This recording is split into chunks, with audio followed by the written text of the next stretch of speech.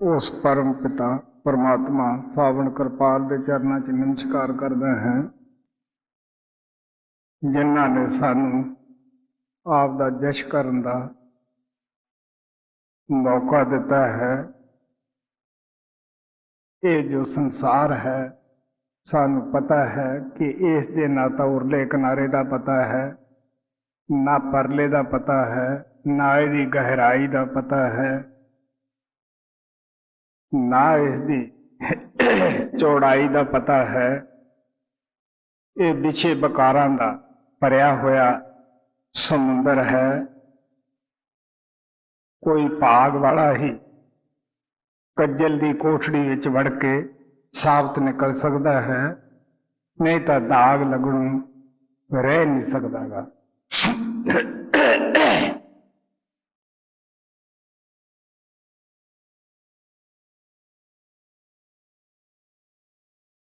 ये उन्हां दी दया सी परमात्मा कृपाल दी ते सानू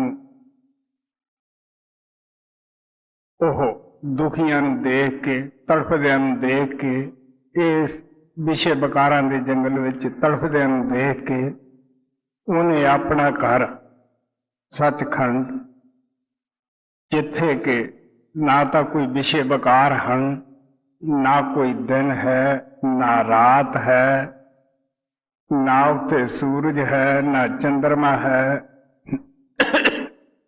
और ना उत्थे मौत है, ना पैदाइश है, ना कोई वेद है, ना शास्त्र है, ना उत्थे कोई ये दुनियावी भाषा दे झगड़े ही हन। ऐसा देश कबीर साहब ने कहा सी, महरम होए सो जाने साधो, ऐसा देश हमारा। सानू दुनियादारां नूं की पता है कि ये किस देश का रहन वाला सी। साडी आत्मा ते तरस करन वास्ते ये किन्नी दूरों चल के साडे वास्ते आया है। ਇਹਦੇ अंदर साडे वास्ते कितना रहम है। सो पढ़े लिखे की कदर दा पढ़े नूं ही पता हुंदा है।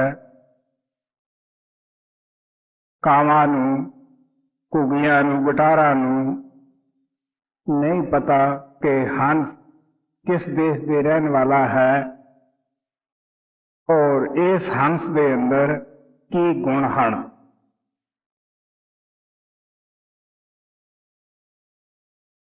जो हंस बन जाता है, हंसां दे देश पहुंच जाता है, उही हंस की गति नूं जानदा है, उही हंस की देश नूं जानदा है। कबीर साहब कहंदे है, महरम होए सो जाने साधो, ऐसा देश हमारा। अगर कोई महरम होवे, उत्थे जान वाला होवे, उसनूं पता है कि असी किस देश दे रहन वाले सन। और ये मात लोक दे विच जो बीमारियां दा देश है, दुखां दा देश है, परेशानियां दा देश है, इत्थे किस तरह वो तन उसने आके धारण किया कि जिहदे विच ना सुख है, ना शांति है, ये बीमारियां दा ही खोल है। मता ये दिल विच ख्याल होवे कि असी तो शायद बहुत सौखे हैं, क्योंकि पता नहीं 2 मिनट अंदर कद इस जिहड़ा सुख असी थोड़े बहुते साह लै रहे हैं, कद इन्हां ने दुखां विच तब्दील हो जाना है। फिर एवें एक दूसरे का ओला हुंदा है, वेखण च लगदा है कि चिकना चोपड़ा है, इहदे कोले धन है, इहदे कोले हर किस्म के साधन है। नहीं, सच्चाई इस दे उल्ट हुंदी है। जद अकेले नूं मिलदे हैं, जिन्हों असीं सौखा समझदे सी, धनी समझदे सी, हर चीज़ का मालिक समझते सीगे, हर चीज़ की सहूलत समझते सी, ਉਹਦੇ सिर उत्ते बालियां दुखां दीयां पंडां हुंदियां हन। वड्डे सिर ते वड्डा ही दर्द। ਉਹ ਵਿਚਾਰਾ ਫੋੜੇ ਦੀ ਤਰ੍ਹਾਂ ਭਰਿਆ ਪੀਤਾ ਹੁੰਦਾ ਹੈ। ਸੁਣ ਕੇ ਪਤਾ ਲੱਗਦਾ ਹੈ ਕਿ ਇਤਨਾ ਹੋਰ ਕੌਣ ਦੁੱਖ ਹੋ ਸਕਦਾ ਹੈ। ਜਦ ਮੈਂ ਪਹਿਲੇ ਟੂਰ ਦੇ ਉੱਤੇ ਅਮਰੀਕਾ ਤੇ ਗਿਆ, ਕਿਉਂਕਿ ਪਹਿਲਾਂ ਮੈਂ ਹਿੰਦੁਸਤਾਨ 'ਚ ਵੀ ਪੂਰੇ 'ਚ ਨਹੀਂ ਫਿਰਿਆ ਸੀਗਾ। ਮੈਂ ਤਾਂ ਆਪਣਾ ਜੀਵਨ ਜ਼ਿਆਦਾਤਰ ਜ਼ਮੀਨ ਅੰਦਰ ਬੈਠ ਕੇ ਹੀ ਗੁਜ਼ਾਰਿਆ ਸੀਗਾ। ਤੋ ਅਮਰੀਕਾ ਦਾ ਜਾਂ ਕੈਨੇਡਾ ਦਾ ਜਾਂ ਕੋਲੰਬੀਅਨ ਦੇਸ਼ਾਂ ਦਾ ਮੈਨੂੰ ਕੀ ਇਲਮ ਸੀ, ਜਾਂ ਪੂਰਬ ਦੇ ਦੇਸ਼ਾਂ ਦਾ ਜਾਂ ਪੱਛਮ ਦਿਆਂ ਦਾ। ਤੋ ਸਾਡੀ ਇੱਥੋਂ ਦੀ ਜੋ ਦੁਨੀਆ ਹੈ, ਇਹ ਕਹਿੰਦੇ ਹੈ ਜੋ ਇੰਗਲੈਂਡ ਪਹੁੰਚ ਗਿਆ ਉਹ ਆਖਣਗੇ ਜੇ ਸਵਰਗ ਦੇਖਣਾ ਤਾਂ ਉੱਥੇ ਹੀ ਜਾਓ। ਜੋ ਅਮਰੀਕਾ ਪਹੁੰਚ ਗਿਆ ਹੈ ਉਹ ਕਹਿੰਦਾ ਪਿਆਰਿਓ ਦੁਨੀਆ ਦਾ ਸਵਰਗ ਉੱਥੇ ਅਮਰੀਕਾ ਵਿੱਚ ਹੀ ਹੈ। ਤੋ ਬਜ਼ੁਰਗਾਂ ਤੋਂ ਕਥਾ ਕਹਾਣੀਆਂ ਸੁਣਦੇ ਸੈਂ ਵੀ ਸਵਰਗਾਂ ਦੇ ਵਿੱਚ ਲੋਕ ਬੜੇ ਸੁਖੀ ਹੈ, ਸੌਖੇ ਹੈ। ਹੁਣ ਅੰਦਰਲੇ ਸਵਰਗ ਅਗਰ ਅਸੀਂ ਜਾ ਕੇ ਦੇਖੀਏ ਤਾਂ ਉੱਥੇ ਵੀ ਐਸੀਆਂ ਹੀ ਪਰੇਸ਼ਾਨੀਆਂ ਹਨ। ਮੌਤ ਹੈ, ਪੈਦਾਇਸ਼ ਹੈ, ਉੱਥੇ ਜਲਨ ਹੈ, ਉੱਥੇ ਭੋਗ ਜੂਨੀਆਂ ਹਨ। ਅਸੀਂ ਕਹਾਣੀਆਂ ਪੜ੍ਹਦੇ ਹਾਂ ਕਿ ਜੋ ਸਵਰਗਾਂ ਦਾ ਰਾਜਾ ਇੰਦਰ ਹੈ ਉਹ ਕਿਵੇਂ ਆਪਦੀ ਕਾਮ ਇੰਦਰੀ ਦੀ ਅੱਗ ਬੁਝਾਉਣ ਵਾਸਤੇ ਮਾਤ ਲੋਕ ਵਿੱਚ ਆ ਕੇ ਗੌਤਮ ਦੀ ਧਰਮ ਪਤਨੀ ਦਾ ਉਸ ਨੇ ਸਤ ਭੰਗ ਕੀਤਾ। ਜਦ ਸਵਰਗਾਂ ਦਾ ਰਾਜਾ ਇਸ ਕਾਮ ਦੀ ਅਗਨੀ ਵਿੱਚ ਸੜਦਾ ਹੈ ਤਾਂ ਜਿਹੜੇ ਲੋਕ ਹੋਰ ਉੱਥੇ ਪਰਜਾ ਹੈ ਉਹਨਾਂ ਨੂੰ ਕਿਤਨੀਆਂ ਕੁ ਪਰੇਸ਼ਾਨੀਆਂ ਹੋ ਸਕਦੀਆਂ ਹਨ ਕਿ ਅਸੀਂ ਉੱਥੇ ਜਾ ਕੇ ਕਿਸ ਤਰ੍ਹਾਂ ਸ਼ਾਂਤੀ ਪ੍ਰਾਪਤ ਕਰ ਸਕਦੇ ਹਾਂ। ਤਾਂ ਮੈਂ ਜਦ ਇੱਥੋਂ ਹਿੰਦੁਸਤਾਨ 'ਚੋਂ ਗਿਆ ਤਾਂ ਮੇਰੀ ਕਾਫੀ ਅੱਛੀ ਸਿਹਤ ਸੀ। ਉਸ ਵੇਲੇ ਦੀਆਂ ਅਗਰ ਪਿਕਚਰਾਂ ਦੇਖੀਆਂ ਜਾਣ, ਅੱਜ ਦੀਆਂ ਦੇਖੀਆਂ ਜਾਣ ਤਾਂ ਜ਼ਮੀਨ ਅਸਮਾਨ ਦਾ ਫਰਕ ਹੈ। ਜਦ ਮੈਨੂੰ ਉਸ ਜਗ੍ਹਾ ਦੇ ਵਿੱਚ 3 ਮਹੀਨੇ ਰਹਿੰਦਿਆਂ ਨੂੰ ਇੱਧਰ ਉੱਧਰ ਸਤਸੰਗ ਦਿੰਦਿਆਂ ਨੂੰ ਹੋ ਗਏ, ਕੁਛ ਆਦਮੀਆਂ ਨੇ ਜਦ ਮੈਂ ਵਾਪਸ ਆਉਣਾ ਸੀਗਾ ਸਵਾਲ ਕੀਤਾ ਕਿ ਜਦ ਤੁਸੀਂ ਹਿੰਦੁਸਤਾਨ 'ਚੋਂ ਆਏ ਸੀਗੇ ਤੁਹਾਡੀ ਬੜੀ ਅੱਛੀ ਸਿਹਤ ਸੀਗੀ, ਹੁਣ ਤੁਹਾਡੀ ਸਿਹਤ ਨੂੰ ਕੀ ਹੋ ਗਿਆ, ਕਿਉਂ ਕਮਜ਼ੋਰ ਹੋ ਗਏ? ਅਸੀਂ ਤਾਂ ਆਪਣੀ ਤਰਫੋਂ ਤੁਹਾਡੀ ਸੇਵਾ ਵਾਸਤੇ, ਸਹੂਲਤ ਵਾਸਤੇ ਕੋਈ ਕਸਰ ਬਾਕੀ ਉਠਾ ਨਹੀਂ ਰੱਖੀ।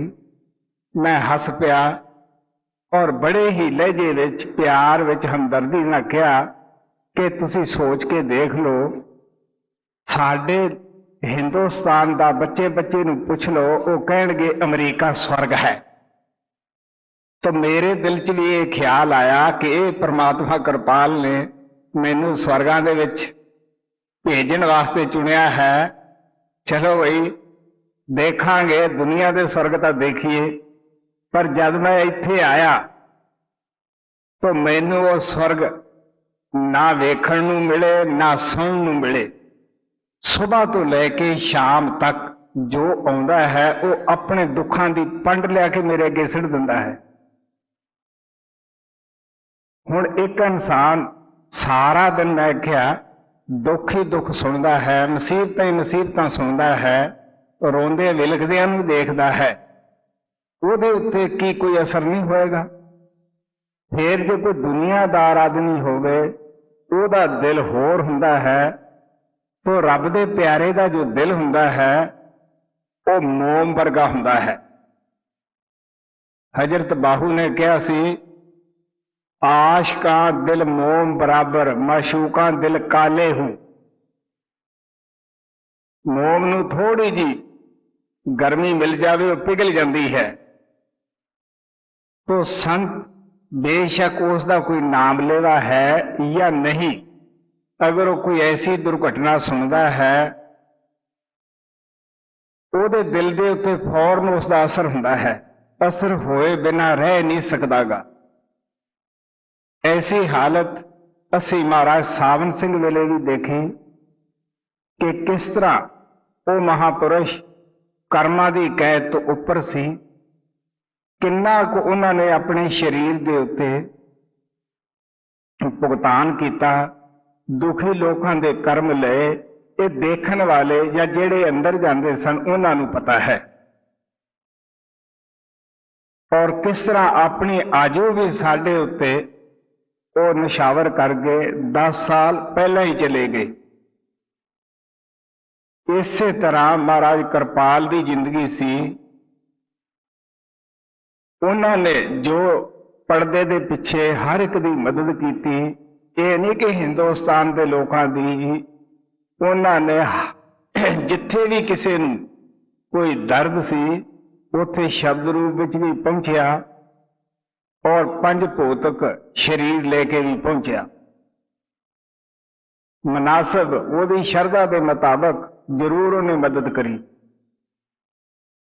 तो आखिर ये जो पंज भौतिक देह है, ये कोई मशीन तो हुंदी ही नहीं गी। एक दिन यह जर्जरी हो जाती है, काम देनों हट जाती है। तो वो भी 14 साल इस संसार तो पहला ही अपने घर वापस पहुंच गए। मैं पिछले साल जब दिल्ली आया तो मेरे जिस्म के ऊपर काफी सारा दर्द सी, तो हस्पताल दे विचों छुट्टी मिली। मैं बगा फैमिली के घर, सब नूं पता रुकदा है, उत्थे काफी संगत मिलन वास्ते आई। मेरे दर्द इतना हो रहा सी कि बर्दाश्त तो बाहर सी, और गर्मी के दिन सी, मैं काफी परेशान बैठा सी। वो नाम लेवा तो नहीं सी जो पप्पू दे ऑफिस विच काम करदा सीगा, रणजीत सिंह, उन्हें आके हाथ बन के बेनती की, कहने लगा जब थानू इतनी तकलीफ है, ये थां तुसीं दब के बैठे हो, तुसीं आराम क्यों नहीं कर देगे, तुसीं इन्हां नूं जवाब दे दो। मैं उन्होंने कहा प्यार ना कि जे तू अंदर जांदा हुंदा तो शायद मैनू ये लफ्ज ना कहंदा, कोई मैं अपनी मर्जी ना बैठा, मैनू बिठाउण वाला बिठाई बैठा है, नौकर की ते नखरा की। तो मेरिया अखां च उस वेले पानी सी।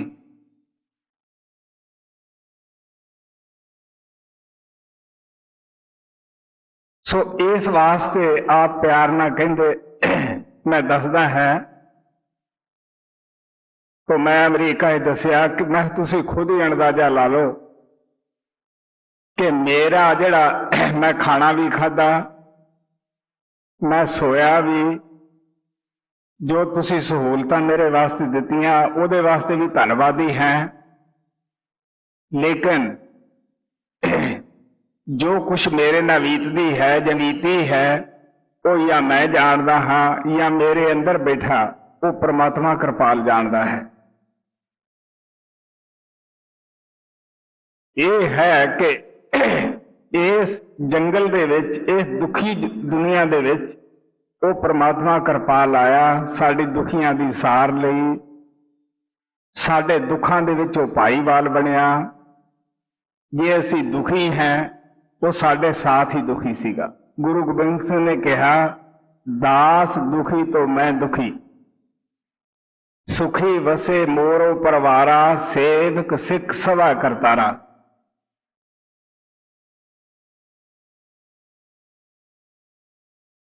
वो क्यों आया? साडियां आत्मा दे अंदर वो सुत्ता प्यार परमात्मा का जगाउण वास्ते आया। मैं दसदा हुंदा है कि जब तक असी अपने गुरुदेव नाल सच्चा सुच्चा उच्चा प्यार नहीं कर देगे, अंदर वो मालिक बूहा नहीं खोलदागा। गुरु रामदास दी जद आत्मा जागी,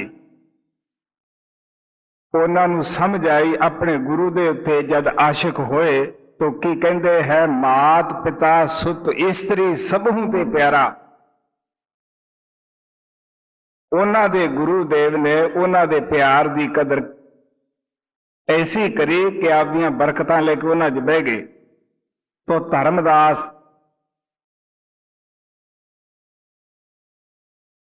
ਨੂੰ ਜਦੋਂ ਕਬੀਰ ਸਾਹਿਬ ਦਾ ਇਸ਼ਕ ਲੱਗਿਆ, ਪਿਆਰ ਜਾਗਿਆ ਉਹਦੇ ਅੰਦਰ, ਉਹ ਬਹੁਤ ਸਾਰੇ ਕਰਮ ਕਾਂਡ ਕਰਦਾ ਸੀਗਾ ਔਰ ਆਖਰ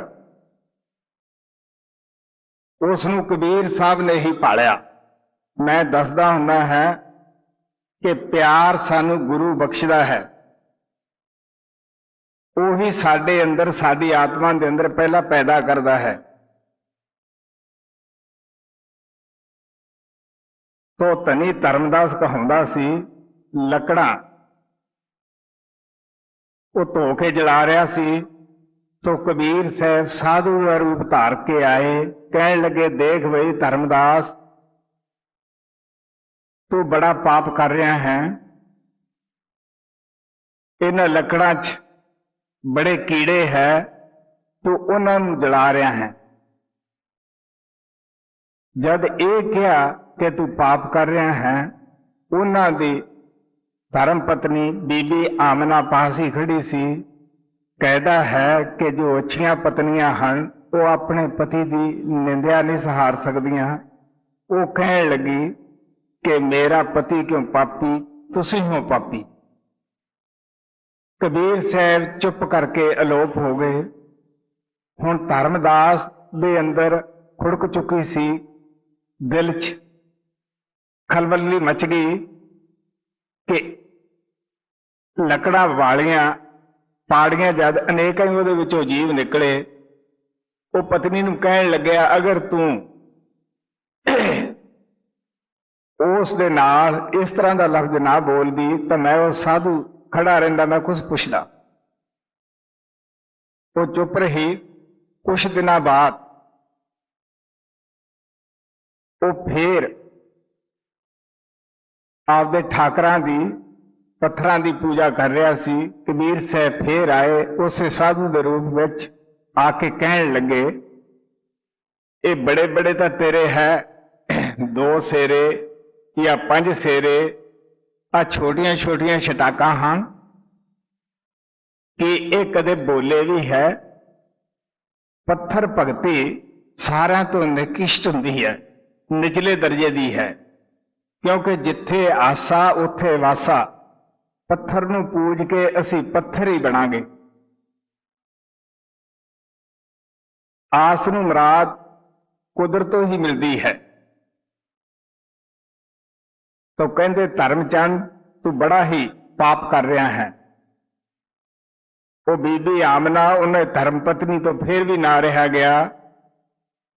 कबीर साहब फिर अलोप हो गए। धर्मदास कहने लग्या, तू अगर उस महात्मा नूं ऐसा ना बोलदी, मैं उन्हां तो कुछ ना कुछ पुछदा।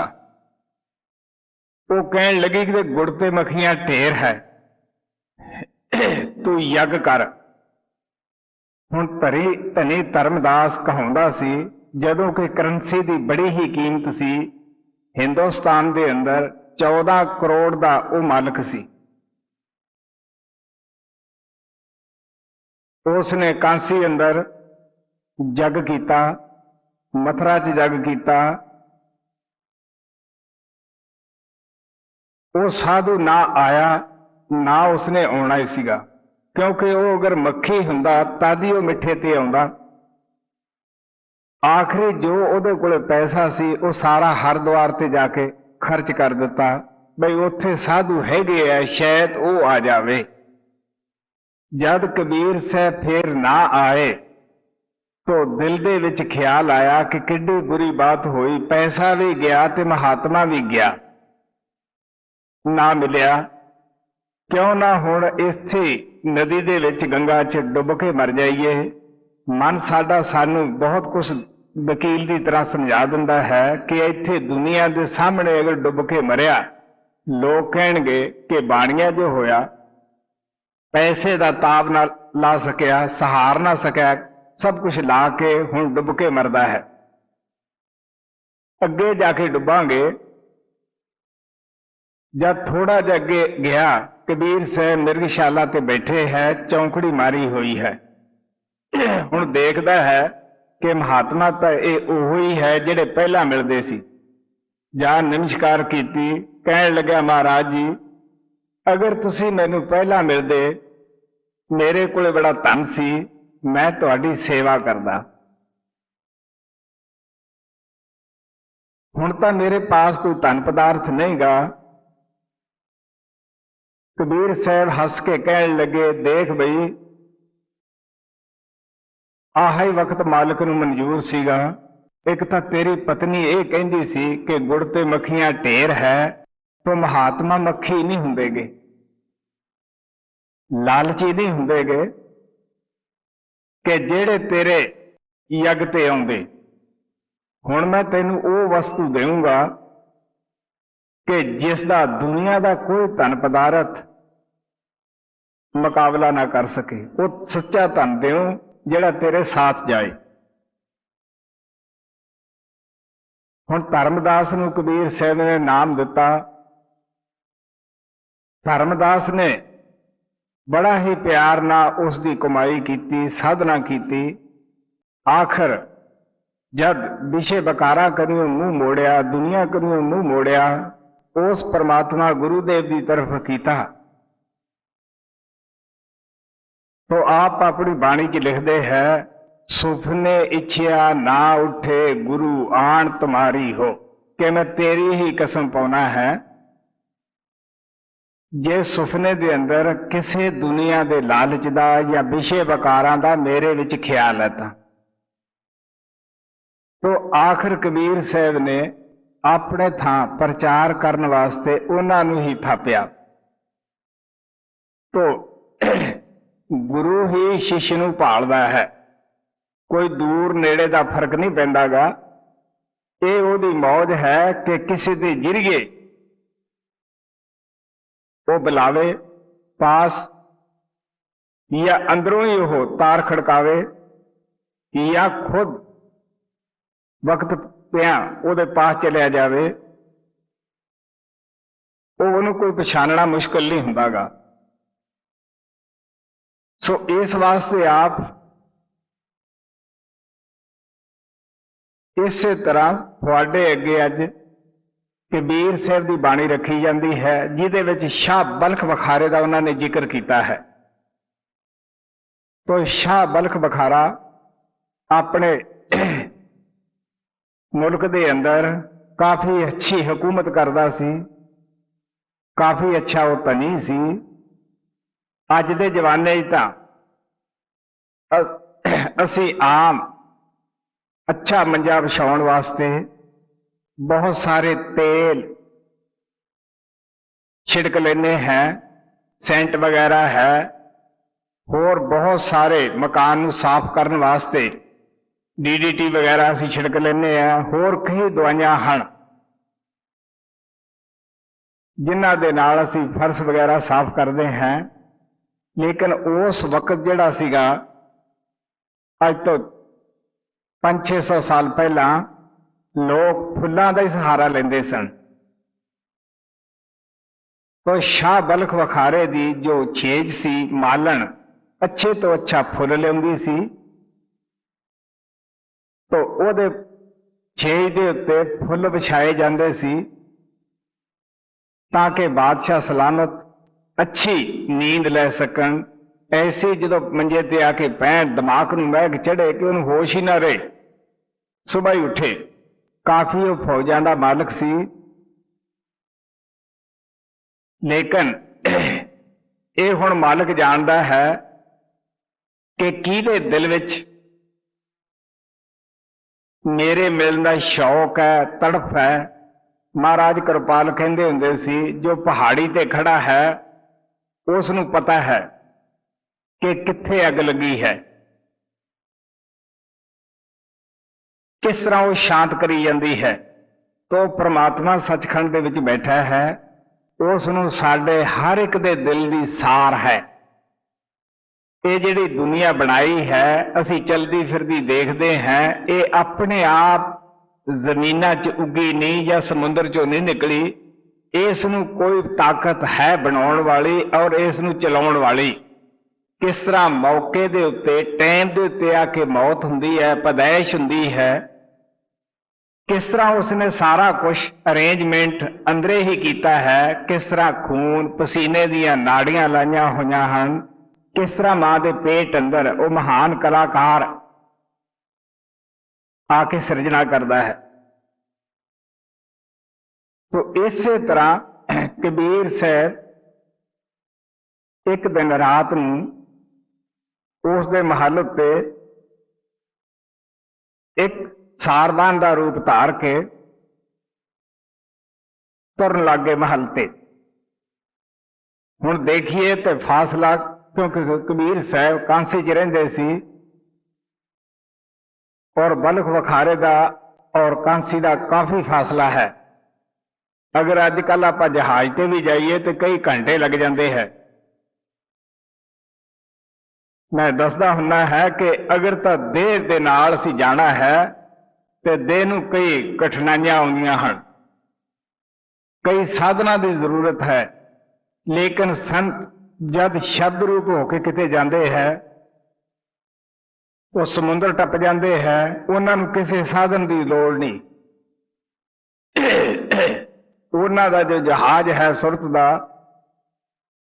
शब्द का, वो ना तो इस अग नाल चलता है, ना दुनिया के किसी ईंधन नाल चलता है, ना कोई दुनियादारी का कोई पायलट है। वो परमात्मा ही उसका पायलट है,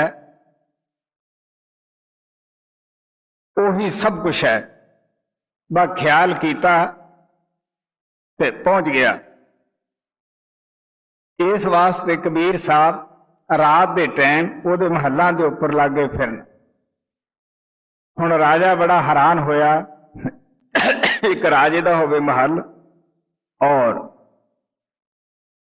बंदे की की मजाल, इत्थे तो चिड़ी तक भी फटक नहीं सकती। उत्थे नौकरा ने पूछा कि बई तू कौन है? वो कहता मैं सारवान हाँ, मेरा ऊँट गुम हो गया तो मैं अपना ऊँट भालदा फिरदा है। वो कहने लगे भले लोग, ऊँट किसी जंगल च होएगा, ना कि महलों के उपर ऊँट चढ़ा फिरदा है।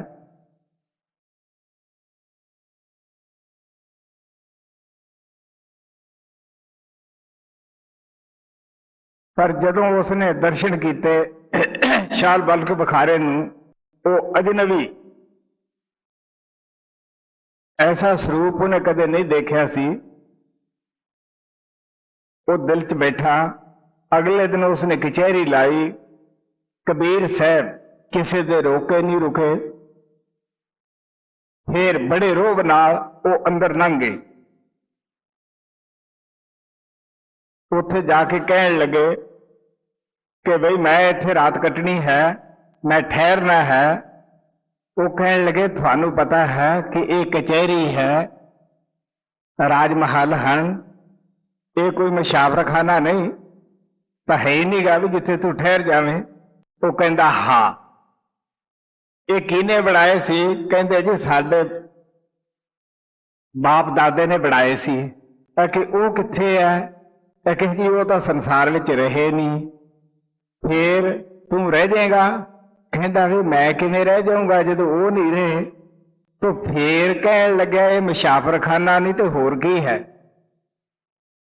हुण ओदा दिल तां रात दे सुपने ही हिला दिता सीगा, लेकिन जब दिने यह घटना हुई तो उसका दिल सी जिहड़ा वो उदास हो गया। मैं दसदा हुन्ना कि ऐसियां हस्तियां जिन्हां दे अंदर प्रभु का प्रेम जागना हुंदा है, जिंदगी च प्रभु नाल मिलाप होना हुंदा है, उन्हां उपर ना तो गरीबी का असर हुंदा है, ना उन्हां दे उत्ते अमीरी का असर हुंदा है। गरीबी की भी कोई परवाह नहीं करते, वो सब कुछ अपनी भगती चला देंदे है। अगर अमीरी है तो उन्हें छड्डण लगे एक सेकंड भी नहीं लाउंदे गे। जिन्हें सर्प अपना उपरला मास कुंज जिहड़ी है वो बगैर किसी दर्द तो छड़ जाता है, ऐसी हालत इन्हां हस्तियां दी है। तो शाह बलख बखारे ने कुछ दिन पहले एक गुलाम खरीदिया। उसनों पूछण लग्या बई तेरा की नाम है, तेन किस नाम ना बुलाया करिए। वो कहता जी नौकर का की मतलब, मैंने इस नाम ना तुसी बुलाओ, नौकर नूं जिवें भी बुलाओ मैं उवें ही खुश है। फिर वो कहने लगा तू खाना कैसा खाया करेगा। वो कहता जी जैसा मैनू दे दिया करोगे वैसे ही खा लिया करूंगा। फिर पैरना कैसा पसंद करेगा। वो कहता जी जैसा भी मैनू दे दोगे वैसे मैं पैर लिया करूंगा।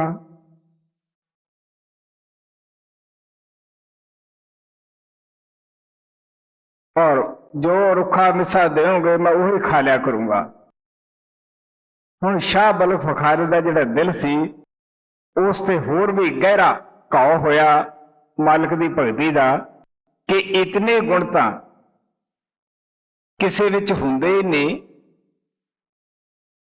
किसी गुलाम च भी जैसा मैनू दोगे मैं वैसा ही खा लूंगा, जिस नाम नाल मैनू बुलाओगे मैं उससे ते खुश रहूंगा, जैसा पहनने नूं दोगे वैसे ही मैं पहन लूंगा, जो रुखा सुखा पैसा टका दोगे मैं उससे ते खुश रहूंगा। नौकर का की नखरा है, वो भी उससे असर होया। आखिर शाह बलख बखारा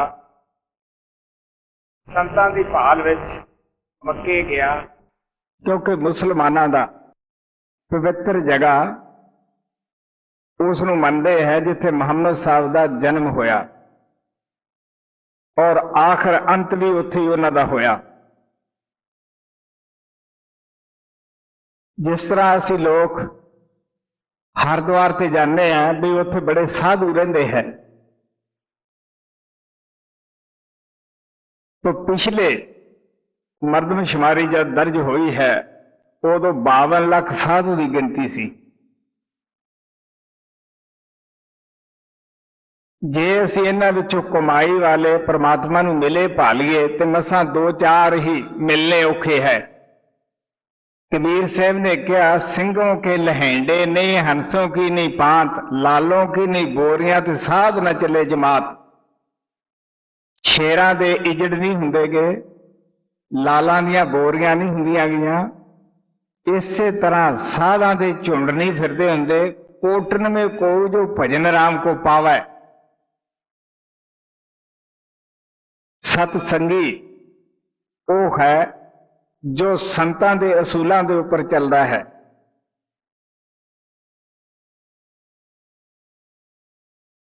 और जो चेला या सिख है जब वो अंदर जाके 9 द्वारां चों ख्याल नूं कढ के अखां पिछे जाके जोत प्रगट कर लैंदा है।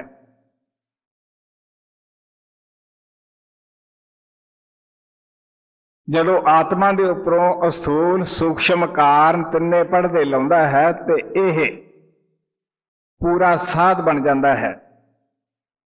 जिस तरह बाहर BA MA दी डिग्रियां हैं, रूहानियत स्कूल के अंदर भी ये डिग्रियां हैं संत और साध दियां, तो 10वें द्वार दे विच पहुंचिया सच्चा साधु बन जाता है। सचखंड पहुंच के जब सतपुरुष के नाल मिलाप हो जाता है, एक हो जाता है, तो फिर यह संत बन जाता है। संत कोई छोटा जिहा लफ्ज नहीं। तो कबीर साहब कहते हैं संत मिले कोई सुनिया कहिया, मिले संत मष्ट हो रही है। अगर कोई पूर्ण महात्मा मिल जाए तो उसके अगे आपका दिल फरोल लो, ਉਹਦੇ ਕੋਲੇ ਸਾਡੇ दर्द की दवाई है। ये नहीं कि असीं संसारी गल्लां दा जाके ਉਹਦੇ ਕੋਲੇ करनियां शुरू कर दईए, नहीं। असली दर्द साडे अंदर मालिक दे विछोड़े दा है, मौत और पैदाइश का दर्द है, जिहनूं असीं भुल्ले बैठे हैं।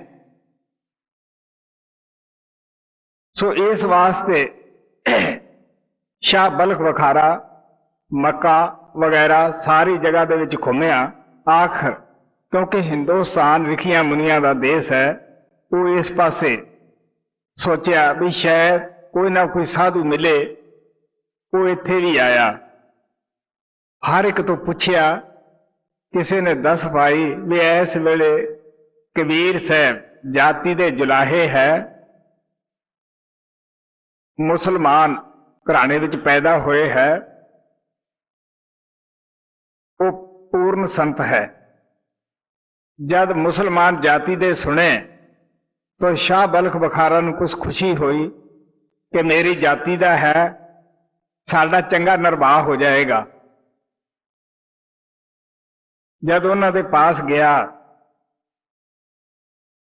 उन्होंने सारी जानकारी पूछी, तू कित्थों आया, क्यों आया है, काहदे वास्ते आया है। उसने दसिया कि मैं शाह बलख बखारा हाँ, मैं अपनियां फौजां, महाल, धन दौलत सब कुछ छोड़ छड़ा के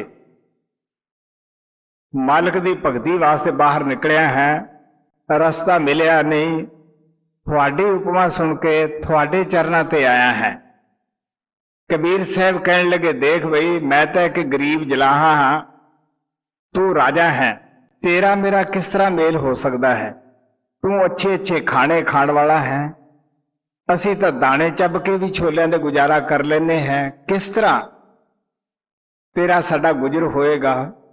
हुण इश्क इश्क ही है, प्यार प्यार ही है। वो जाग उठिया सीगा, वो कहन लग्या जी जो भी मैनू काम देओगे मैं ईमानदारी ना करूंगा, जो मैनू रुखा मिसा खाण नू देओगे वो मैं खा छड्डूंगा। मैं बादशाह बन के थोड़े बूहे ते नहीं आया, मैं तो एक कंगला बन के थोड़े बूहे ते आया है।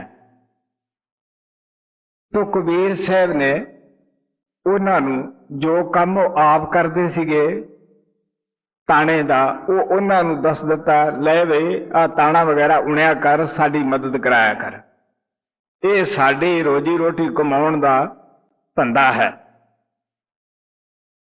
तो शाह बलख बखारा भी उस तरह सारा कुछ लग गया करन। तो 6 साल उस नंगे सेवा करते हैं। तो माता लोई जो कबीर साहब के नाल हथ वटाउंदी सी, सहयोग दिंदी सी, वो कहन लगी कि ये राजा होके अपने बूहे ते बड़ी सेवा करता है, इस नूं कुछ दिओ। वो कहन लगे कि अजे बर्तन तैयार नहीं गा। हुण असी लोग अपने उपर दोष नहीं लेंदे गे कि असी कदे भजन कीता है। ये जरूर कहने हैं कि जी साडा पड़दा नहीं खुलिया, दसो बई इस वास्ते वो कहने लगे अजे तैयार नहीं। तो माता लोई कहने लगी मैं जो कहनी है वो सारा कुछ ये करता है, तैयार क्यों नहीं।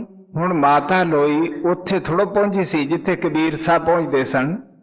वो कहती जी मैं जो कहनी है ये सारा कुछ ही करता है, मैं किवें समझा।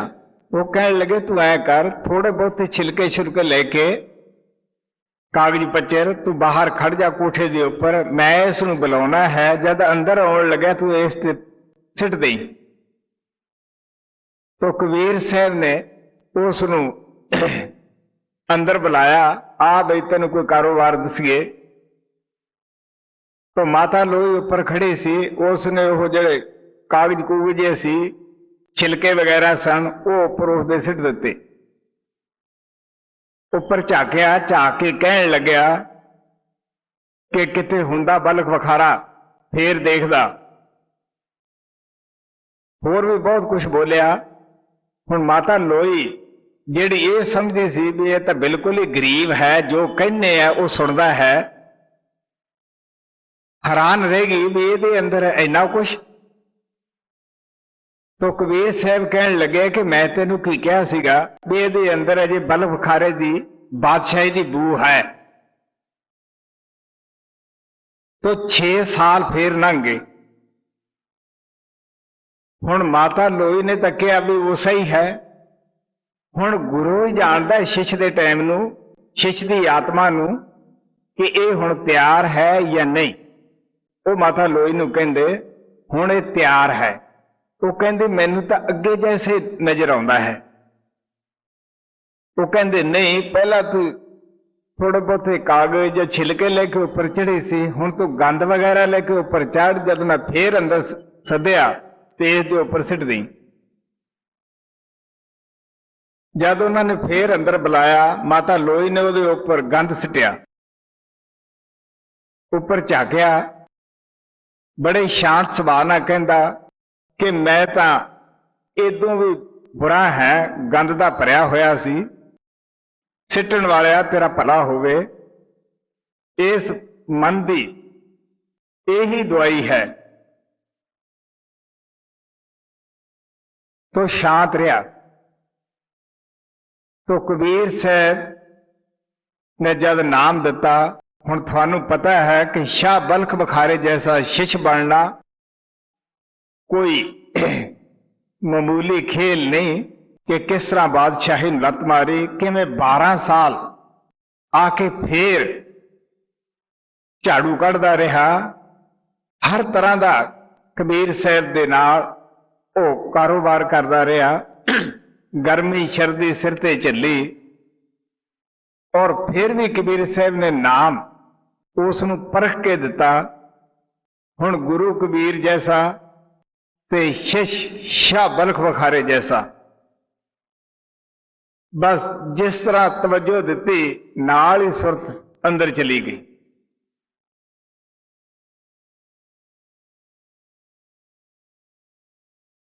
ये शब्द का मुद्दा मूल है जो थोड़े अगे कबीर साहब का रखा जाता है। शाह बल्ख बखारे की किस तरह हिस्टरी है, वो की करता सीगा। जब किसी आत्मा के अंदर इश्क प्यार पैदा हो जाता है, ना उसनू रात नू नींद आती है, ना दिने उन्होंने कोई चंगा लगता है। बेशक वो दुनिया नाल गल्लां बातां करता है, लेकिन उसका दिल घड़ी की सूई की तरह उसे थां ही घूमता रहता है। महात्मा चित्रदास ने कहा, जैसा कम इश्क कर दसे ऐसा नहीं कटार सके, जख्म इश्क दे रोज लगदे एक वार तलवार करे, नन्नी जान आशिकां वाली इश्क ते मारो मार करे, खाना रज न खांदा आशिक नींदर नाल न प्यार करे, दिल अंदर तस्वीर यार दी मूंह थी नाम पकार करे, मंत्र जंतर कोई चलदा नहीं ते दोने नैन पुहार करे, चतर दास पूरा आशिक जो अंदरों दी दार करे। ये नहीं कि असी बाहर कपड़े पाड़ते फिरिए अगे पिछे भजिए, कहन लगे नहीं असली आशिक कौन है, असली प्रेमी कौन है, जो हदायत के मुताबिक अंदर जाके दर्शन करता है, उस स्वरूप नूं प्रगट कर लेंदा है। सो ऐसे आशिक जब अपने गुरु नूं प्रगट कर लेंदे है, ਉਹੀ सानू पिछे कहानियां आके प्यार दे दसदे है। मैं दसदा हुंदा है कि उन्हां नूं प्यार दा दुख हुंदा है, वो प्यारिਆਂ नूं अगे पकार के कहंदे है। प्यार बगैर प्यार की कहानी नहीं दसी जा सकती गी। इश्क ते चित्र ये चितराई नाल रोंदे है। प्रेमी अपने गुरु की याद करके ही नीर बहाउंदा है।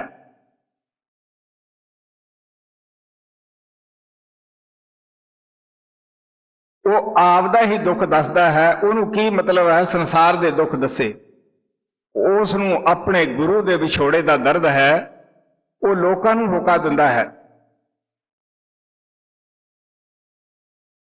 तो हजरत बाहू ने कहा कि ना समय ना समण देवे, जिन्हों लग जावे ना वो सौंदे है ना सौण दिंदा है।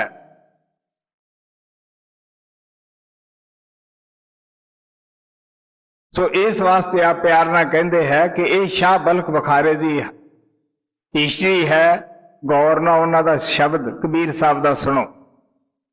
शब्द 11 चेतावनी कबीर साहब की शब्दावली भाग 3 पन्ना नंबर 30।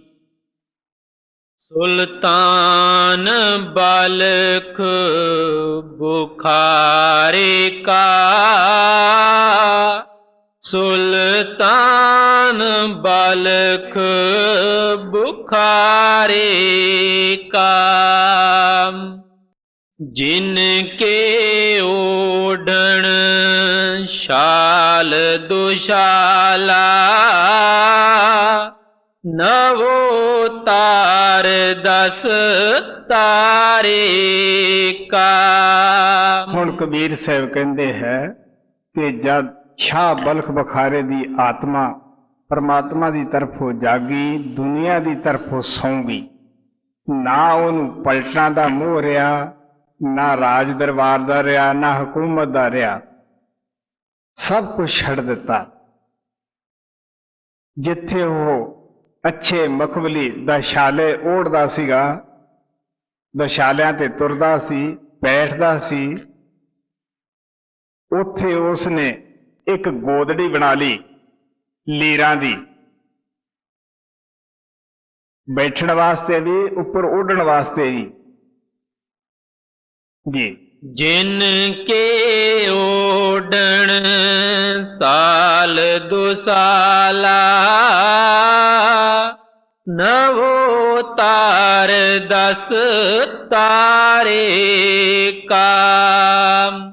सो तो लागे पारे उठावन, नव मन गुदरा पारे का। ਜਿਹੜਾ ਫੁੱਲਾਂ ਦੀਆਂ ਛੇਜਾਂ ਤੇ ਕਬੀਰ ਸਾਹਿਬ ਕਹਿੰਦੇ ਸੌਂਦਾ ਸੀ, ਸਿਰ ਤੇ ਕਦੇ ਫੁੱਲ ਵੀ ਨਹੀਂ ਚੱਕਿਆ ਸੀਗਾ, ਤੇ ਉਹ ਕਬੀਰ ਸਾਹਿਬ ਦੇ ਤਾਣੇ ਚੁੱਕੀ ਫਿਰਦਾ ਹੈ, ਪਾਣ ਵਾਲਾ ਆਟਾ ਚੁੱਕੀ ਫਿਰਦਾ ਹੈ। ਕਹਿਣ ਲੱਗੇ ਹੁਣ ਸਿਰ ਤੇ 9-9 ਮਣ ਪੱਕਾ ਭਾਰ ਵੀ ਚੱਕ ਲੈਂਦਾ ਹੈ। ਕਿੰਨਾ ਵੀ ਭਾਰ ਹੋਵੇ ਉਹਨੂੰ ਲੱਗਦਾ ਹੀ ਨਹੀਂ, ਮਨਾ ਹੀ ਨਹੀਂ ਕਰਦਾ ਕਿ ਮੈਨੂੰ ਇਹ ਕੋਈ ਭਾਰ ਹੈ। ਫਿਰ ਵੀ ਕਹਿੰਦਾ ਮੈਂ ਖੁਸ਼ਕਿਸਮਤ ਹੈ, ਮੈਨੂੰ ਗੁਰੂ ਦੀ ਸੇਵਾ ਮਿਲੀ ਹੈ। ਗੁਰੂ ਦੀ ਸੇਵਾ ਕੌਣ ਕਰਦਾ ਹੈ? ਜਿਹਦੀ ਅੰਦਰੋਂ ਹੀ ਪ੍ਰਮਾਤਮਾ ਚਾਬੀ ਮਰੋੜਦਾ ਹੈ। ਗੁਰੂ ਨਾਨਕ ਕਹਿੰਦੇ ਹੈ, ਗੁਰ ਕੀ ਸੇਵਾ ਸਫਲ ਹੈ, ਜੇ ਕੋ ਕਰੇ ਚਿਤ ਲਾਏ, ਮਨ ਚੰਦਿਆ ਫਲ ਪਾਵਸੀ, ਹਉਮੈ ਵਿੱਚੋਂ ਜਾਏ। अगर अहंकार दूर करता है तो गुरु की सेवा ही करती है। जी सो तो लागे पारे उठावन, नव मन गुदरा पारे का। जिनके खाना अजब सराहन, मिसरी खांड सुहारे का। राजे महाराजा का खाना अगर बनता देखिए, कईयां नूं जिंदगी च देखण दा मौका भी मिलता रहा है। जो पहला साडे हिंदुस्तान के बादशाह सन, वो बड़े ऐशप्रस्त सन। तो कहन लगे ऐसे ऐसे खाने खांदे सन जेड़े गरीब दे तो देखण च भी नसीब नहीं हुंदे गे। हुण वो शाह बलख बखारा ऐसे खाने छड्ड के रुखा मिस्सा जो कबीर साहब दे घरों बेहा तबेहा मिलदा है, उही प्रसादी समझ के खा लैंदा है। जिनके खाना अजब सराहन, मिश्री खांड सुहारे का। अब तो लागे बखत गुजारन, टुकड़ा सांझ सकारे का। फिर भी जो दिन लंघ जाता है, शुक्र गुजारदा है कि मैनू गुरु दे चरनां विच रहण दा मौका मिलिया है। मेरे उच्चे भाग है जेड़ा मैं गुरु दे घर विच रह रहा है, गुरु दी प्रसादी खा रहा है। जी अब तो लागे बखत गुजारन, टुकड़ा सांझ सकारे का। जाके संग कटक दल बादल, नो से कोड़ कंधारे काम। ਕੰਧਾਰ ਦੇ ਅਰਬ ਦੇ ਘੋੜੇ ਬੜੇ ਹੀ ਦੁਨੀਆ ਦੇ ਵਿੱਚ ਮਸ਼ਹੂਰ ਹੈ। ਸਾਡੇ ਹਿੰਦੁਸਤਾਨ ਦੇ ਅੰਦਰ ਵੀ ਅੱਜ ਵੀ ਉਹਨਾਂ ਘੋੜਿਆਂ ਨੂੰ ਲੋਕ ਸਲਾਹੁੰਦੇ ਹੈ ਕਿ ਉਹ ਕਿੰਨੇ ਅੱਛੇ ਹੁੰਦੇ ਆ, ਕਿੰਨੇ ਮਜ਼ਬੂਤ ਹੁੰਦੇ ਆ, ਕਿੰਨੇ ਉਹ ਦੌੜਨ ਵਿੱਚ ਤੇਜ਼ ਹੁੰਦੇ ਹੈ। ਤੋ ਹਜ਼ਾਰਾਂ ਘੋੜੇ ਉਹਦੀ ਅੜਦਲ ਦੇ ਵਿੱਚ ਰਹਿੰਦੇ ਸੀਗੇ। ਅੱਜ ਖੁਦ ਉਹ ਪ੍ਰਮਾਤਮਾ ਦੀ ਭਗਤੀ ਵਾਸਤੇ ਕਬੀਰ ਸਾਹਿਬ ਦੀ ਅੜਦਲ ਕਰਦਾ ਹੈ ਜੀ। जाके संग कटक दल बादल, नो से कोड़ कंधारे काम। सो सब तज के पे औलिया, रसता तरे किनारे का। ਦੇਖੋ ਕੈਸਾ ਪਿਆਰ ਹੈ, ਭਗਤੀ ਦਾ ਪਿਆਰ ਜਿਹਨੂੰ ਜਾਗ ਪੈਂਦਾ ਹੈ। ਕਹਿੰਦੇ ਛੱਡਣ ਲੱਗੇ ਨੇ ਇੱਕ ਸਕਿੰਟ ਨਹੀਂ ਲਾਇਆ ਤੋ ਭਗਵਾਨ ਦਾ ਰਸਤਾ ਲੈ ਲਿਆ ਹੈ, ਭਗਤੀ ਦਾ ਰਸਤਾ ਲੈ ਲਿਆ ਹੈ ਜੀ। सो सब तज के पे औलिया, रसता तरे किनारे काम। चुन चुन कलियां सेज बिछावे, दासन न्यारे न्यारे काम। ਕਿੱਥੇ ਜ਼ਮੀਨ ਤੇ ਸੌਂਦਾ ਹੈ, ਕਿੱਥੇ ਅੱਛੇ ਅੱਛੇ ਫੁੱਲ ਮਾਲਣ ਬਾਗ ਵਿੱਚੋਂ ਲਿਆ ਕੇ ਸੁਗੰਧੀ ਵਾਲੇ ਉਹਦੇ ਨੀਚੇ ਵਿਛਾਉਂਦੀ ਸੀ, ਲੇਕਿਨ ਉਸ ਫੁੱਲਾਂ ਨੂੰ ਯਾਦ ਨਹੀਂ ਕਰਦਾਗਾ। ਤੋ ਕਬੀਰ ਸਾਹਿਬ ਦਾ ਜਿਹੜਾ ਫਰਸ਼ ਹੈ ਉਹੀ ਚੰਗਾ ਹੈ। ਗੁਰੂ ਗੋਬਿੰਦ ਸਿੰਘ ਦੀ ਹਿਸਟਰੀ ਆਪਾਂ ਪੜ੍ਹਦੇ ਹਾਂ, ਉਹਨਾਂ ਦੇ ਸ਼ਬਦ ਅੰਦਰ ਆਉਂਦਾ ਹੈ ਜਦੋਂ ਉਹਨਾਂ ਦਾ ਘਰ ਘਾਟ ਜਿਹੜਾ ਸੀਗਾ ਉਹ ਸਾਰਾ ਲੁੱਟ ਲਿਆ ਸੀ। ਫੌਜਾਂ ਉਹਨਾਂ ਦੇ ਮਗਰ ਲੱਗੀਆਂ ਹੋਈਆਂ ਸਨ, ਨੰਗੇ ਪੈਰ ਸਨ, ਜੋ ਗਲ ਵਿੱਚ ਕਮੀਜ਼ ਸੀ ਉਹ ਝਾੜੀਆਂ 'ਚ ਫਸ ਕੇ ਰਾਤ ਨੂੰ ਲੀਰੋ ਲੀਰ ਹੋ ਗਈਆਂ ਸਨ, ਫਟ ਗਿਆ ਸੀਗਾ। ਤੋ ਫੇਰ ਉਹਨਾਂ ਨੇ ਇੱਕ ਸ਼ਬਦ ਉਚਾਰਿਆ ਬੜੇ ਪਿਆਰ ਦਾ ਕਿ ਮਿੱਤਰ ਪਿਆਰੇ ਨੂੰ ਹਾਲ ਮਰੀਦਾਂ ਦਾ ਕਹਿਣਾ, ਕਿ ਸਾਡਾ ਉਸ ਮਿੱਤਰ ਪਰਮਾਤਮਾ ਨੂੰ, ਗੁਰੂ ਨੂੰ ਇਹ ਹਾਲ ਮਰੀਦਾਂ ਦਾ ਕਹਿਣਾ। ਮਰੀਦ ਨਾਮ ਹੈ ਮੁਰਦੇ ਦਾ। ਹੁਣ ਮੁਰਦੇ ਨੂੰ ਨਮਾਉਣ ਵਾਲੇ ਦੀ ਮਰਜ਼ੀ ਹੈ, ਸਿੱਧਾ ਕਰਕੇ ਨਵਾਏ, ਪੁੱਠਾ ਕਰਕੇ ਨਵਾਏ, ਉਹਦੇ ਉੱਪਰ ਸਾਬਣ ਲਾਏ ਜਾਂ ਕੋਈ ਗੰਦ ਵਗੈਰਾ ਫੈਂਕੇ। ਤੋ ਮੁਰਦਾ ਜਿਹੜਾ ਹੈ ਉਹਦਾ ਕੋਈ ਉਜਰ ਨਹੀਂ, ਕੋਈ ਇਤਰਾਜ਼ ਨਹੀਂ।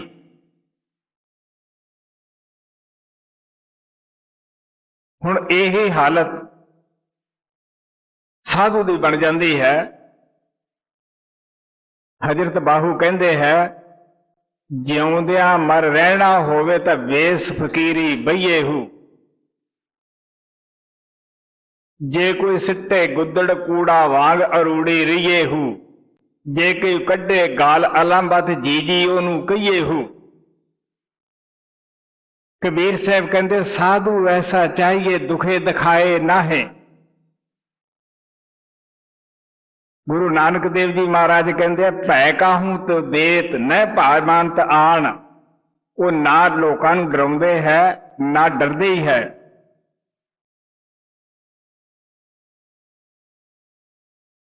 ਸੋ ਇਸ ਵਾਸਤੇ ਆਪ ਕਹਿਣ ਲੱਗੇ ਸਾਡਾ ਉਸ ਮਿੱਤਰ ਪਿਆਰੇ ਨੂੰ ਹਾਲ ਮਰੀਦਾਂ ਦਾ ਕਹਿਣਾ। ਤੁਧ ਬਿਨ ਰੋਗ ਰਜਾਈਆਂ ਦੇ ਓਢਣ, ਨਾਗ ਨਵਾਸਾਂ ਦੇ ਸਹਿਣਾ। ਸੂਰ ਸਰਾਹੀ ਖੰਜਰ ਪਿਆਲਾ, ਬਿੰਗ ਕਸਾਈਆਂ ਦੇ ਸਹਿਣਾ। ਯਾਰੜੇ ਦਾ ਸਾਨੂੰ ਸੱਥਰ ਚੰਗਾ ਤੇ ਪੱਟ ਖੇੜਿਆਂ ਦਾ ਰਹਿਣਾ। ਉਹ ਕਹਿੰਦੇ ਸਾਡੀ ਲੇਵ ਉਹਦੇ ਦਰ ਤੇ ਉਹਦੇ ਨਾਲ ਲੱਗੀ ਰਹੇ। ਜਿਹੜੀਆਂ ਚੰਗੀਆਂ ਛੇਜਾਂ ਸਨ ਉਹ ਪੱਟ ਦੀ ਤਰ੍ਹਾਂ ਹੀ ਹੈ। ਸੋ ਉਹੀ ਸ਼ਾਹ ਬਲਖ ਵਖਾਰਾ ਹੈ। ਉਹ ਛੇਜਾਂ ਯਾਦ ਨਹੀਂ ਆਉਂਦੀਆਂ, ਲੇਕਿਨ ਕਬੀਰ ਸਾਹਿਬ ਦੇ ਸੱਥਰ ਤੇ ਪੈ ਕੇ ਵੀ, ਫਰਸ਼ ਤੇ ਪੈ ਕੇ ਵੀ ਕਹਿੰਦਾ ਹੈ ਧੰਨ ਭਾਗ ਹੈ ਮੈਂ ਗੁਰੂ ਦੇ ਚਰਨਾਂ 'ਚ ਹਾਂ ਜੀ। चुन चुन कलियां सेज बिछावे, दासन न्यारे न्यारे का। 100 मर्दों ने त्याग दिया है, देखो ज्ञान विचारे का। 16 साहे लर छाड़े, साहेब नाम तुम्हारे काम। कहे कबीर सुनो औलिया, फकर पे अखाड़े का। आप प्यार ना कहते है कि वो सब कुछ छड़ छड़ा के दुनिया की बादशाही ऐशो इशर इस तरह का ज्ञान होया कि इन्हां नूं एक दिन भरे बाजार नूं छड़ जाना है, आखिर मौत दे वक्त छड़ जाना है। बहादुरी ओदी है जेड़े जिंदे जी छड़ जांदा है। संतां दा इह मतलब नहींगा कि असीं सब कुछ छड़ के घर बार नूं त्यागन करके बाहर निकल जाइए, नहीं। ये ऐसियां कोई आत्मा हुंदियां हन ਜਿਹੜਾ ऐसा करके सानू दिखाउंदे है। मैं दस्सिया सी कि ऐसियां आत्मा तुरों ही बड़ियां बनाईयां आउंदियां हन, सिर्फ इत्थे एक जाग ही लगदी है। तो कबीर साहब दा कहण दा भाव यह है कि देखो उसदा अंदरों ज्ञान किस तरह जागया, किवें बलख बखारे नूं छड्डिया, हिंदुस्तान च आया, बहुत सारे साधु संतां नूं मिलिया और आखिर जिंदगी च सच्चा संत कबीर साहब उन्हां नूं मिलिया, जिन्हां ने उन्हां दी तपदी आत्मा नूं नाम दे नाल ठार दिता। जिस चीज की उस नूं भुख सी वो उस दी आत्मा नूं जन्मां जन्मांतरां दी रोटी दे दिती। वो पानी अमृत उस दी आत्मा नूं पिया के सरजीत कर दिता। सो कबीर साहब दा कहण दा भाव इतना ही है कि किस तरह शाह बलख बखारे दे दिल अंदर परमात्मा की भगती का शौक पैदा होया और उसने किस तरह अपना देश छड्डिया, अपना भेस जो बादशाही सी वो छड्ड दिता और किस तरह आके गुरु भगती प्रेम प्यार नाल बगैर किसी हील हुज्जत तो कीती और आखिर वो अपने मकसद दे विच पूरा होया। सो सानू भी चाहिए है कि असी उस परमात्मा की भगती दिल ला के करिए। ये जिहड़े दुनिया के विषय बकार है इन्हां ना तो असी इदू पहला राजी सके हैं ना राजी सकते हैं। इन्हां विच शांति हुंदी तां अज नूं सानू आ जानी चाहिदी सीगी, नहीं। लकड़ियां जिन्नियां अग्नि ते पावांगे उन्ने ज्यादा भांबड़ बलदे है। सो इस वास्ते कबीर साहब सानू प्यार ना कहते हैं कि किस तरह शाह बलख बखारी ने भगती की और परमात्मा दा गुरु दा उन्हें आप दे उपर खुशी प्राप्त की। सो सानू भी चाहिए है परमात्मा की भगती करिए। जो टाइम सानू मिलिया है इस तन नाल सेवा करिए। सेवा जिहड़ी है ये उही कर सकता है जिहदे ते परमात्मा मेहर करता है, अपनी दया करता है। सो उसने साडे ते दया कर दी है, सानू नाम दे दिता है, सानू आपकी संगत बख्श दी है। हुण साडा फर्ज है कि असी हुण अपने आप ते भी दया करिए। स्वामी जी महाराज कहते हैं भजन सिमरन करना, सत्संग करना, सेवा करनी कोई असी किसी के जुम्मे आसान नहीं कर रहे, ये असी अपने आप से करते हैं। स्वामी जी महाराज कहते हैं कि अपने जीव की दया पालो, 84 का फेर बचा लो। तो महाराज सावण कहते हुंदे सीगे जो अपने ते दया नहीं करता उहदे ते बई होर कौन करेगा। पहला असी अपने आप से दया करांगे तां ही भजन सिमरन करांगे। तो ਫਿਰ ਹੀ ਅਸੀਂ ਗੁਰੂ ਦੀ ਦਇਆ ਨੂੰ ਪ੍ਰਾਪਤ ਦੇ ਹੱਕਦਾਰ ਹੋ ਸਕਦੇ ਹਾਂ। ਸੋ ਸਾਨੂੰ ਚਾਹੀਦਾ ਹੈ ਪ੍ਰੇਮ ਪਿਆਰ ਨਾਲ ਆਪਣਾ ਭਜਨ ਸਿਮਰਨ ਕਰੀਏ, ਆਪਣੇ ਜੀਵਨ ਨੂੰ ਸਫਲ ਬਣਾਈਏ। कहे कबीरा सुनो औलिया, कर पे अखाड़े का।